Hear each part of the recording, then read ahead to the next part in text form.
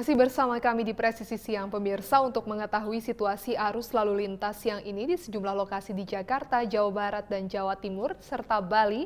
Kita segera bergabung dengan Bribtu Dela, anggota NTMC Korlantas Polri. Bribtu Dela, silakan. Baik, terima kasih Ibda Almira dan selamat siang sahabat Polri. Kami dari NTMC Polri juga akan melaporkan situasi lalu lintas terkini memasuki jam istirahat perkantoran. Dan untuk yang pertama kita akan menuju ke kawasan DKI Jakarta, tepatnya di JPO Korlantas, Jakarta Selatan. Nah, sahabat Polri, dapat kita lihat arus lalu lintas di berbagai arahnya. Arteri dari arah Cawang menuju Gatot Subroto maupun dari arah sebaliknya via arteri terpantau masih ramai namun tetap lancar. Kami himbau bagi para pengendara untuk tetap berhati-hati yang akan melintas di arteri mengingat banyaknya pusat perkantoran dan pusat perbelanjaan di sepanjang jalan sehingga adanya pertemuan arus lalu lintas di kawasan ini. Dan untuk di tol dalam kotanya dari arah Cawang menuju Gatot Subroto dapat kita lihat sedang terjadi adanya perlambatan percepatan kendaraan mengingat di sini adanya gerbang tol dari arah Tebet dan kendaraan yang akan exit tol dari exit tol Tebet. Kami himbau untuk tetap berhati-hati dan tidak melintas di bahu jalan. Sedangkan dari arah sebaliknya via tol dalam kota dari arah Semanggi menuju Cawang terpantau masih kondusif lancar. Kami himbau untuk tetap menjaga batas maksimal kecepatan kendaraan Anda dalam batas kecepatan normal. Kemudian kita bergeser ke kawasan Jawa Barat, tepatnya di Pos Pol Cisanggarung, Cirebon, Jawa Barat. Kendaraan dari arah Cirebon menuju Semarang maupun arah sebaliknya saat ini terpantau kondusif lancar. Kendaraan dapat melaju dengan kecepatan 20 sampai dengan 40 km per jam. Hanya saja kami ingatkan bagi para pengendara roda 2 untuk lebih antisipasi mengingat banyaknya kendaraan alat angkutan barang yang melintas di kawasan ini dan antisipasi juga dikarenakan adanya pasar di kawasan ini sehingga banyaknya kendaraan yang berhenti di sembarang tempat maupun angkutan umum yang menaik turunkan penumpang di bahu jalan. Dari Jawa Barat kita bergeser ke Jawa Timur, tepatnya di alun-alun Situbondo. Pemirsa, dapat kita lihat arus kendaraan dari Karangasem dari Karangasem yang akan menuju Mandaan. Antrian kendaraan sesekali terjadi dikarenakan adanya traffic light dan ini terjadi sepanjang 80 sampai dengan 200 meter di belakang garis stop namun selepasnya kembali normal. Dan untuk dari arah sebaliknya terpantau lancar. Harap para pengendara untuk tetap waspada dengan tidak menerobos jalur yang berlawanan arah dan kami ingatkan untuk selalu patuhi aturan rambu-rambu lalu lintas. Untuk yang terakhir kita bergeser ke kawasan Denpasar, Bali, tepatnya di Bundaran Taman Ngurah Rai. Kendaraan dari Jalan Bypass Ngurah Rai menuju Jalan Airport Ngurah Rai saat ini terpantau ramai lancar. Hal serupa juga terjadi dari Jalan Underpass Tugu Ngurah Rai yang akan menuju ke bypass maupun ke Airport Ngurah Rai. Dan saat ini kendaraan didominasi oleh kendaraan pribadi. Kami himbau bagi para pengendara untuk tetap menjaga batas maksimal kecepatan kendaraan dan jaga jarak aman kendaraan Anda dengan kendaraan lainnya. Sahabat Polri, kami selalu mengajak Anda untuk patuhi aturan dalam berlalu lintas demi terciptanya keamanan, keselamatan, ketertiban, dan kelancaran dalam berlalu lintas. Untuk mengupdate informasi selengkapnya, Anda dapat menghubungi call center kami di 15169 ataupun melalui SMS Center di 9119. Stop pelanggaran, stop kecelakaan, keselamatan untuk kemanusiaan, Indonesia tertib dan salam presisi. Demikian laporan kami langsung dari NTMC Polri, silakan kembali ke Anda, Ibda Almira. Terima kasih Bribtu Dela atas laporannya, selamat kembali bertugas.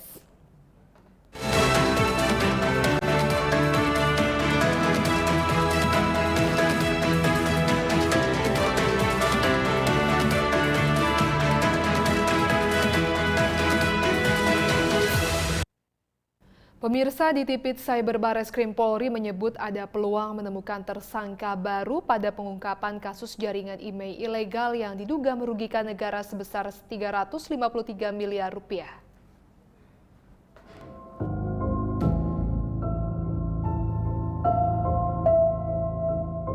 Di Tipit Cyber Barreskrim Polri menggelar konferensi pers kasus jaringan email ilegal yang berhasil diungkap, yang diduga rugikan negara sebesar 353 miliar rupiah. Konferensi pers yang berlangsung di Gedung Baris Krim Polri pada Selasa 8 Agustus 2023, Dirtipit Cyber Baris Krim Polri Brigjen Pol Vivit Ahbahtiar menjelaskan bahwa penyidikan kasus jaringan email ilegal akan ada peluang penambahan tersangka baru yang bisa saja dari oknum dan swasta. Kami tidak ingin membuat kegaduhan. Artinya 191.000 ini bukan angka yang kecil. Tentunya kami tetap memperhatikan hak-hak daripada konsumen, masyarakat dalam hal ini sebagai konsumen. Artinya kami sedang merumuskan posko bersama yang nanti secara gampang ya, rekan-rekan tidak perlu lapor. Artinya rekan-rekan cukup melalui aplikasi yang kami buat. Sebagai contoh misalnya, saya ingin memastikan apakah email saya itu termasuk 191.000 atau tidak. Cukup nanti kami sediakan aplikasinya. Nanti apabila ternyata setelah diklik email tersebut adalah termasuk 191.000, kami akan memberikan langkah-langkahnya. Dan itu saya pastikan tidak akan merugikan masyarakat sebagai konsumen. Sebagai contoh misalnya, Pak, saya beli di iBox. Seperti kita ketahui, iBox adalah gerai resmi, authorized resellernya Apple. Saya beli di sana, Pak. Kenapa kok ternyata itu? Nah, nanti kita akan kasih langkah-langkah. Mungkin silakan memberikan bukti pembayaran. Nah, kalau memang ternyata masyarakat sebagai konsumen belinya di gerai resmi itu akan kami periksa. Kenapa kok di tempat Anda yang harusnya menjual produk-produk resmi ternyata ada barang yang ilegal. Nah, sebaliknya kalau mungkin nanti ya Pak, kami beli di mungkin di Roxy atau ITC dengan harganya berbeda jauh, karena beberapa ada yang bilang, oh ya Pak, saya sengaja beli black market karena harganya murah. Nah itu nanti mungkin kita akan beli juga langkah-langkahnya supaya apabila nanti rekan-rekan pengen itu aktif kembali, nanti harus bayar pajak. Nah setelah aplikasi ini kami resmikan selama jangka waktu tertentu, kalau tidak ada yang lapor kepada kami, nanti akan mungkin baru langkah shutdown itu dilaksanakan. Jadi ada mekanisme-mekanisme. Tidak serta-merta kita shutdown semuanya. Bukan buron ya, ada kemungkinan tersangka lain. Bukan buron. Akan ada kemungkinan tersangka lainnya. Bukan buron. Kan saya udah bilang ada kemungkinan. Kepastiannya nanti dirilis. Kenapa? Bisa jadi oknum, bisa di swasta, bisa aja. Kan tadi saya bilang kalau misalnya perusahaan menjual handphone ilegal, berarti kan perusahaan tersebut akan diminta pertanggungjawabannya. Kenapa kok ada handphone ilegal di gerai resmi Anda? Itu harus dijelaskan. Ini baru dugaan ya, bukan berarti saya mengatakan ada, bukan, baru dugaan saja. Dirtipit Cyber Baris Krim Polri juga menambahkan, Baris Krim Polri berencana akan mendirikan posko pengaduan untuk warga yang memiliki ponsel dengan email yang gagal. Sebelumnya terdapat ratusan ponsel yang dinonaktifkan akibat yang dilakukan oleh beberapa oknum. Dengan adanya jaringan email ilegal atau tidak melakukan proses permohonan email dan menunggu persetujuan dari Kemkominfo. Dari Jakarta, Rahmadini Willy Amanda melaporkan untuk Polri TV. Dua warga Indonesia melakukan peretasan dan melakukan transaksi menggunakan kartu kredit di marketplace Jepang. Akibat perbuatan pelaku, 8 warga Jepang yang menjadi korban mengalami kerugian hingga 1,6 miliar rupiah. Dua pelaku peretasan kartu kredit pembayaran elektronik yang terjadi di Jepang diamankan Baris Krim Polri. Kasus ini terungkap setelah Baris Krim Polri mendapat laporan dari Jepang tentang aktivitas pembelian di marketplace di Jepang. Warga Jepang melapor ke kepolisian setempat karena mereka merasa tidak melakukan transaksi. Aksi peretasan yang dilakukan pelaku berinisial SB dan DK ini menimbulkan kerugian korban mencapai 1,6 miliar rupiah. Terkait ungkapan akses ilegal dalam peretasan kartu kredit untuk pembayaran secara elektronik. Tadi disampaikan oleh Bapak Karopenmas bahwa ungkapan ini adalah kerjasama kami dari Bareskrim, Direktorat Tindak Pidana Cyber bersama Kepolisian Jepang dan dibantu oleh Kedutaan Jepang baik yang ada di Indonesia maupun Kedutaan Besar Indonesia yang ada di Jepang. Perkara ini perlu kami sampaikan. Yang pertama adalah perkara akses ilegal dengan cara meretas kartu kredit yang digunakan oleh para pelaku untuk melakukan pembayaran elektronik di beberapa marketplace di Jepang. Dalam melaksanakan akses ilegal tersebut, pelaku menggunakan hacking tools yang diperoleh dari website 16 Shop. Ya, ini website yang cukup terkenal, ya kami sudah beberapa kali menangani. Adalah suatu penyedia hacking tools yang cukup populer di dunia hacking dan perkaranya juga pernah kami tangani di tindak pidana cyber yaitu pada tahun 2021 dan 2022. Ini periodenya ya 2001-2022.